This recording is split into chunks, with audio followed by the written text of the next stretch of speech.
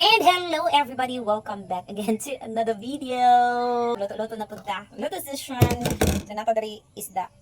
Lahi jud ang isda sa Surigao o dari sa Davao. Imagine. Muni ang isda dari nga presko na ni diri it.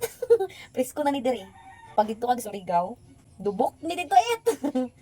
Nani siya. Lahi jud kaayo ang kalahian. Ako jud kay kalahian. Ani ang mga isda. Pero atay choice, kundi ladies choice. Lutuon lang jud nato ni. Ano siya? Masabaw pag ingon ani, dili gid siya madalag sabaw. Masabaw man siya kung imong gyud siya sabon pero kuan na gid siya kanang medyo dubok-dubok na gid siya. So dirituhon na lang nato siya para medyo dili siya lain kaon. Para gumukumok ang gid siya guys, ara siya. Di ba? Luspad na siya no. Dili ay mo agi ka pula. Inani kasi ang isda. Dubok din siya. Pero pag diri ka sa Davao, presko na lang, wala kay choice. Mao na ang atong isda, guys. 'Di ba? Pangit kayo siya. So, butangan nato og bitchin.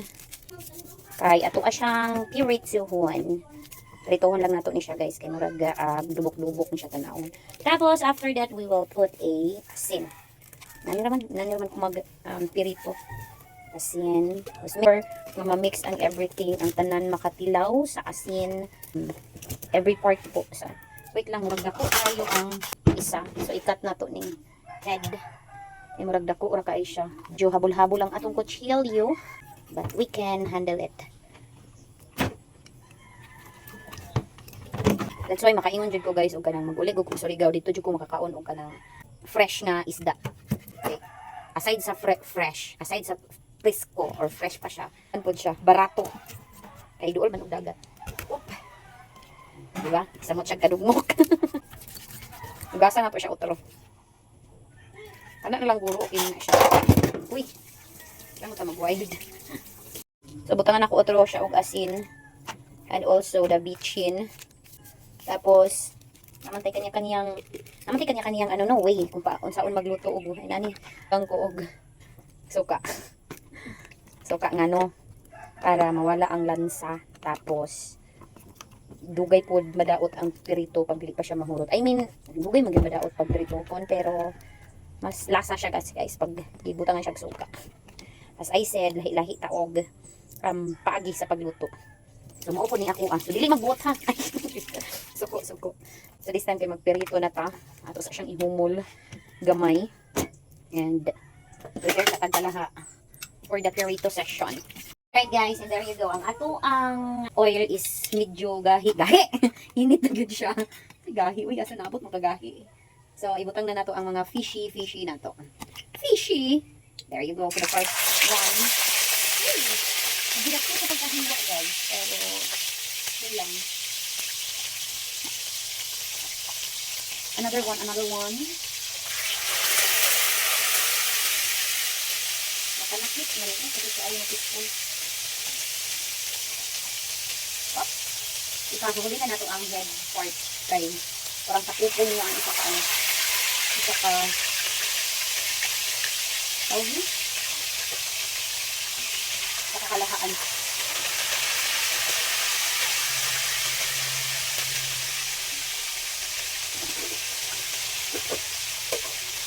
Yes, that was the first part of first batch. Medium heat lang tayo para dili siya mapagod at maluto siya og karon. Guys, lami i-partner sa pinarito ang dahon sa kamuti. So, napalit na mo ni 10 pesos kada bugkot. So, ako sa siyang dinuan din iban lapuan tapos ang sanadon lang ako dito. Tapos no rice kasi ako ngayong gabi. Kaya, I think this one is very nice para sa mga nagda-diet dyan na hindi mo kaon og rice every night. So, kapil na ito sa ato ang dinner time.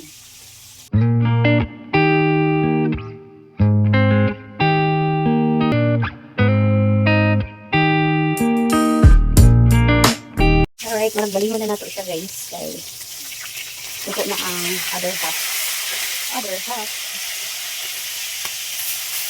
Hindi ko siya kayo nito. Okay. Look at the color. The color is giving nice yung color. Saka na guro ang pikas para sayang ang mantika kasi.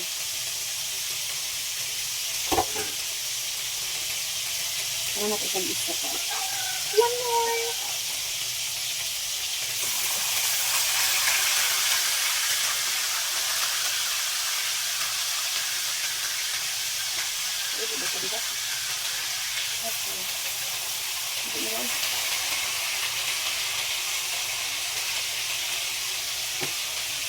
And guys, luto na yung ating first batch. So, ito na po yung first batch natin na pinirito.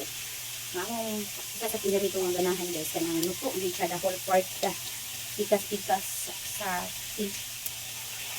Tapos, medyo crunchy siya nga ang iyang unod. Dito siya dahil sa unod. Ini ako ang next sa pinirito. Yan. For the first batch is okay na. Yung iba is nandiyon pa. Tapos, kumana ang atong kamuti taps sa mga anemic dira no ay sa mga anemic dira no panigad inyong i-consume pwede gani ka na itong yahang ginakuan kanang tubig mo uling yung juice dali ra kayo balik ang inyong duguan duguan and dagpainit ka og tubig para sa ato ang kamuti taps kay nakuan lang nato siya tapos saladon lang nato kamatis tapos bombay suka paminta sili solve. Tiren! And luto na. Bukal na di ay. So, yan lang na to. Lunod lang na to ang dahon sa atong kamuti tops on tops. Ayan. Dali na kainin siya guys. Parang pakuratan lang mo. Kuan para dili siya malata. Wala kasi siya lami. Pag lata yun siya. Wala siya lami. So, dali na kayo. Bukal lang mo na mga 1 minute. And okay na yan siya. So, naluto na nato ang kantong kamuti tops guys. Kani siya mo ni siya ang sabaw sa kamuti tops. Yan, as you can see guys, medyo murang purple iyang color gyud pag butang nato og baso. Sige, butang nato siya og baso para makita nato. Just for the vlogs lang ni ha. Pero dili ko nagainom ani niya pero usually. Pero siya kanang vitamins good or kanang mga tambal na sa mga bata. Yan.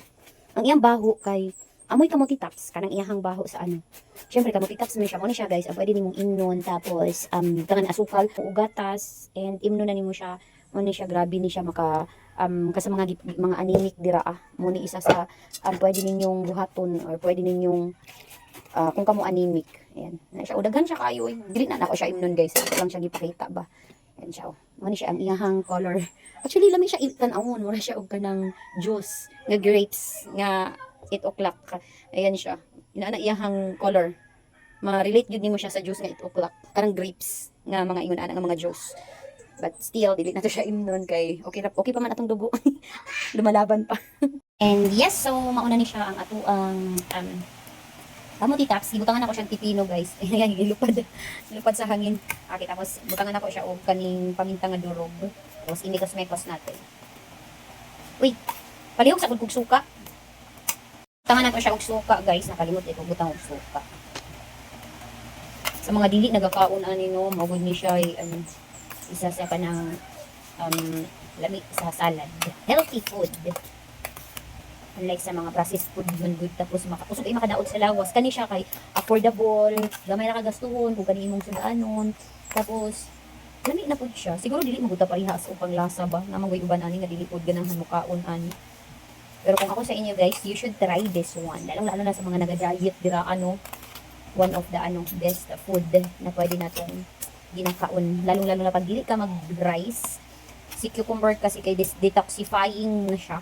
Although mas lamig din na si cucumber pag si cucumber pag i-blender gid siya kay magawas gid ang bisan pag apilo nimo ang kanit pag blend. Okay ra gihapon siya. Tapos mo pud na isa sa dali na ka kuha sa akong timbang or dali na ka dali na kagamay sa ako. Uy, gamay ba dai ka? Dako pa jud ka. Tilawan nato be. Moment of truth. Kulang siya sili. I need sili. Actually, dali na ito kayo sige. Gathawan. Pero, parang latak pa siya. Medyo na overcook siya. Medyo lang naman, pero carry lang. And I have here pang malakasang sili. Nga napalit na mo sa buhangin. Anong mga nagabaligya og gulay diha sa buhangin guys. Silian na to para may sipa. Yan.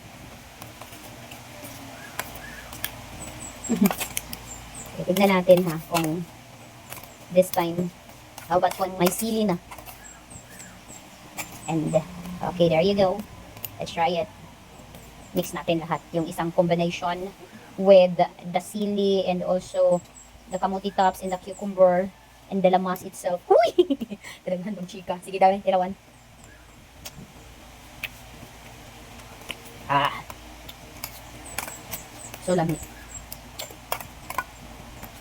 Solve ang panihapon and naadari ang ato ang pinarito nga fish. Or yun, atong fried fish. Uy, fried fish. Ikap-ikap naman mo na ito. Muna siya ang atong sadaan for tonight. And also na ako'y papaya guys. I think i-slice sa na po siya para perfect combination. Yes, and mo ang atong dinner for tonight guys. Natay cucumber and also kamuti top salad. And then we have fruits, apple slice, and also papayas. And we have here also a fried fish. Ang ano guys, pinirito ng isda kay dili man dyan na siya mahurot for sure. Siguro bukas kay butang ng gulay. And double purpose na din siya. Tapos nakatay sudan gabi ganina. Buntag in morning na ito naluto. So, medyo mga itong food for today or for tonight. Dinner. Cook by Mutia Baliling. Diba? Let's eat everyone. Time check. Sorry for 6 p.m. Alright. So, dinner time. Kamalaban sa inyo mga sudaan. Comment daw para mag-share ka. Para idea sa next video na to or next vlog. Bye!